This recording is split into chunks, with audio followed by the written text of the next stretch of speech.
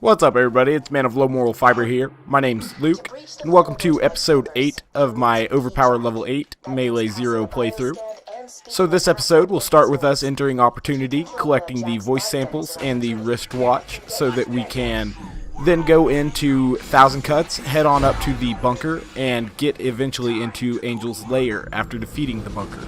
That's where this episode will end, concluding with finishing off the bunker. If you're interested in any of the earlier episodes, I will leave links to those in the description below. Now what we're doing right now is going ahead and finding Jack's body double. This enemy is not too tough, and you should usually be able to take him out easily in one execute. His little gimmick is that he regenerates his shield on command, but even if you mistime your execute or don't get all your prerequisite bonuses for the one hit, he will usually still be in killing blow range, so him getting his shield back doesn't really affect Melee Zer0 too bad, so that's pretty cool. We're now going to collect all these voice kiosk things from these different info kiosks. I guess they're not voice kiosks, but voice recordings rather. You don't have to wait for Jack to quit talking. You can just go ahead and hit the next button. Just hit that first one a few times. That way you skip through Angel's dialogue and go ahead and collect the data from that one. Now there's a kind of certain order that you want to do these in probably. And I think I'm having the right order right now. But there's definitely going to be a quickest way to accomplish hitting the other 4 data recorders. And I think this is probably the quickest way. Theoretically, you might want to do that one we just did last. That way you'd be closer to the upload room. But then it doesn't make quite the complete circle that this way does. And it may involve a little extra time. This is the way I'd recommend anyway. Now that I've collected all 4 of the voice recordings, I'll head on over to the upload room. Opportunity's kind of cryptic, especially in these hallways and stuff down here. And so sometimes, I used to get lost while I was trying to collect all these voice data things. But, it's not too bad now. If you practice it a couple times, you should be able to get through it pretty easily. I really don't like situations like this where I'm just waiting for AI to happen.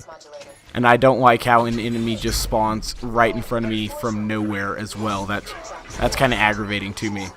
Caught that fire damage over time from that hot loader, so I'm going to have to stay there with that war loader just a little while longer so that I would be able to get my health back with the Grog Nozzle.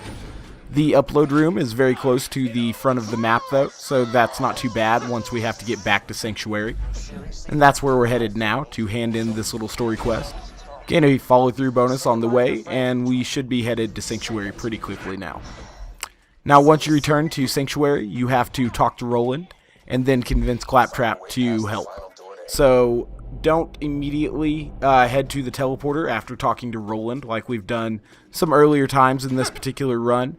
What you want to do is actually just head on over to Claptrap as soon as Roland accepts the quest, or you turn the quest in at Roland rather. Just start heading over to Claptrap because you'll have to convince him to join your crew.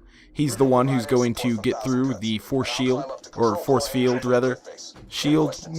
Whatever it is. It's the wall that kills anybody that walks in it in 1000 Cuts, unless they're a Hyperion robot.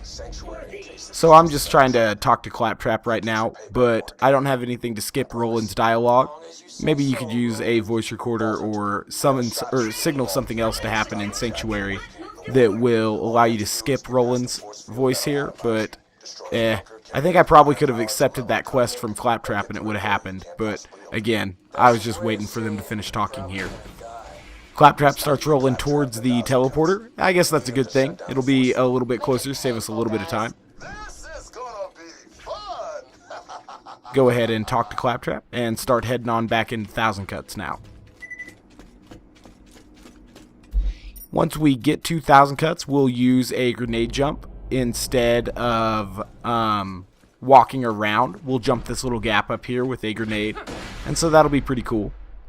Any character can do this skip. I think even Krieg if you get the grenade jump just right, but maybe not Krieg. Someone should test that. It irritates me that Krieg can't grenade jump very well, but the heavier weight of Krieg definitely makes him easier to melee with. I notice sometimes when I'm attacking enemies with knockback with Melee Zer0 that knockback gets really aggravating. And with Krieg, who doesn't have a skill to like get closer to the enemy, kind of like execute, I guess he can throw his buzz axe, but you know, there are times where you'd want to be able to get next to an enemy and can't with Zer0 if you didn't have execute, or you know, if Krieg was lighter. So it's definitely a good thing they made Krieg kind of heavy. Now theoretically, in a perfect world, I could shoot this gun loader down here and end up getting the follow through bonus, but it looks like these Goliaths killed that gun loader, so I won't end up getting that follow through bonus, but that's okay. I'm still going to use a unmodded grenade here to jump over this little fence as well. Saves me just a little bit time and gets me prepared to fight the constructor rather that's going to appear up here. So I'm going to reattach my chain lightning and then put on my corrosive pimpernel so that I'll be adequately prepared and geared to fight the constructor that's going to be up here. Go ahead and get a kill on that guy. Gives me mini must fall and a little bit of follow through. That will allow me to get kunai on the constructor for the death mark and death blossom boost there. I'll go ahead and get some good shots off with the pimpernel to lower the constructor pretty low in health. He's already in killing blow range, so I knew that execute was going to take him out pretty easily. Try to re-up on follow through bonus from one of those little Hyperion guys there. And now we'll be headed towards the big constructor at the top of the map. Now, this constructor can be a little bit tough, but if you get kind of to the side of a super constructor, it would have been really irritating if I got pushed off the road there by one of those mortars. That would have sucked. But with these super large constructors, I realized that you can actually go ahead and kill them very easily with pimpernel bore if you get to a kind of angle behind them and then shoot through the little turret on the side of them. Watch out for that little hole there as you're approaching these turrets, because you can fall in that hole and get kind of stuck. Happens to me quite often, actually, almost every time I run through here. It's a very misplaced hole.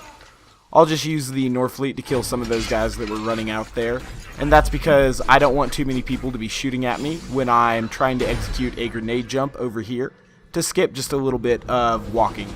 This grenade jump doesn't save too much time, but you know, it's pretty fun to do anyway. Saves you a few barrels maybe, and might have some enemies spawned over to the right that you now don't have to deal with, because they won't unspawn and therefore other enemies won't spawn because of that. Go ahead and kill this guy, and then we'll head up towards the constructor. I am going to shoot my Norfleet once we get up here though, just to kind of take out some of these barrels. Barrels are very aggravating for Melee Zer0, and I don't want to be dealing with those while I'm concentrating on this really large constructor up here. So I'll make sure I destroy all these barrels now. And now I'm going to advance a little bit past the constructor once I re-equip my corrosive pimpernel.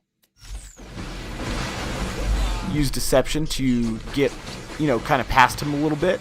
And I'll use the kunai to boost the damage of this bore shot. So what I do there is I aim just a little bit below where his little turret or little side mounted gun is going to be, and that will usually be enough to put the constructor either in killing blow like he is now, or at least very close to killing blow. If you go around to the other side and bore that turret as well, you'll usually be able to kill them without ever needing an execute, which is pretty cool. It's an alternate way to deal with those turrets, or those constructors rather, now that we have access to bore. It has great utility. You just kind of have to find that little spot where the hitbox of the gun overlaps with the hitbox of the constructor. It's not too hard to find, and the pimpernel makes it pretty easy to do massive damage once you find that spot. So now we have kind of an irritating part. We're going to have to take out a lot of these autocannons, and the lasers in this area will one-hit you basically if your shield is down at OP8. And so you want to watch out for that. It's super annoying to go down to these lasers. It doesn't happen to me here, but I know it is a problem from running through bunker with a couple people. With Melee Zer0 at overpowered level 8, I've noticed that those lasers can be very lethal. Maybe I'm confused, maybe it does still have a health gate to it, but those lasers will take you down very easily, and I recommend playing this area a little bit cautiously because of that. And that's definitely what I do here. I don't play balls to the walls aggressive or anything because I know this is a little bit dangerous part, and I don't want to die here. I haven't died yet, so I don't want to die here at all. It'd be irritating. Anywho, we're going to kill some of these turrets now. They're called auto guns in this case. We need to kill 11 of them. They have a random spawn pattern, so be ready for whatever pattern they're going to spawn in. Those lasers aren't too bad if they just hit your shield, but if you don't have your shield, they will probably kill you. So that's something to watch out for there, like I said. Because of that, I will be taking out a lot of these loaders and autocannons using a combination of a slag pimpernel and a corrosive pimpernel. This will allow me to keep some distance between myself and the autocannons and still kill them in 2 or 3 shots. After they're slagged, of course. Now I know those lasers are cutting into my shield quite a bit, so I wanted to throw my decoy there. So hopefully the lasers would home in on the decoy as opposed to my shield and eventually kill me. That's something to watch out for there, and it's a little trick you can use. The lasers kind of focus in on your decoy, and you can kind of distract them from attacking you. You do have to position your decoy correctly though, because the decoy could be in a certain spot and the lasers might be attacking it, but you could still be, in line of sight between the laser and the decoy, so you could still go down there. Just things to watch out for. Those lasers are very tricky. Jump them if you have the opportunity, or stick to the boxes that are about if you don't. Go ahead and take out these turrets up there. If you kind of do some circle action and don't kill too many of the loaders, hopefully most of the loaders will spawn and kind of stay in a area where they can't really access you too much. However, if you spend too much time away from a loader, it will despawn that loader and spawn a loader closer to you. But that's why I'm kind of sticking to the edge here and moving around quite a bit. I don't want any of the loaders to really get too close to me, because then I'll have to deal with them too, and when you kill them, another one will spawn. And so I'm just kind of avoiding those. We're up to, I think it's 9 turrets now, so we're only 2 away from summoning the bunker, and that'll be pretty cool, because with Boar, the bunker is laughably easy, because his hitboxes definitely overlap, and if you have any weapon, almost, much less a pimpernel, you're going to kill bunker in just a very few amount of shots, even at overpower level 8. So that's pretty cool. This last autocannon now, have to reload once to go ahead and take it out. Wasn't able to shoot low enough on it because of the little fence there to get a good pimpernel shot, but I still did enough damage to kill it pretty easily. Now I'm not sure if you actually have to get up to the main platform for bunker to spawn, or if you just wait a few seconds after that last autocannon you kill, but it's not too bad. So now bunker's gonna spawn, and we have just a little bit of time to wait before bunker actually comes into play. Right now he's really far from the stage, and you can't really do any damage to him. I try to shoot at him, but I think I miss, but also I don't think you can do damage to him when he's out there. Maybe you can. Looks like he's taking a little bit of damage. But once he comes up here and spawns his turrets and everything, it'll definitely be a lot easier to take him out. So we'll kill this jet loader. Use the mini must fall to get kunai on the bunker there, and we took him out with Boar pretty easily. Go ahead and kill these gun loaders and whatnot that are about until the bunker comes back to the area where you have to shoot it one more time to finish it off. And then we'll be pretty much done with this episode. So I thank you guys very much for watching. I do appreciate it. Kind of a longer episode, about a little over 15 minutes. And obviously the next episode is going to be dealing with Angel's Core and getting back to Sanctuary after that.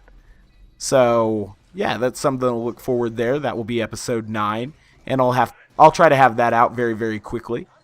I do thank you guys very much for watching. I do appreciate it, and I'll guide you through this last part of this video here.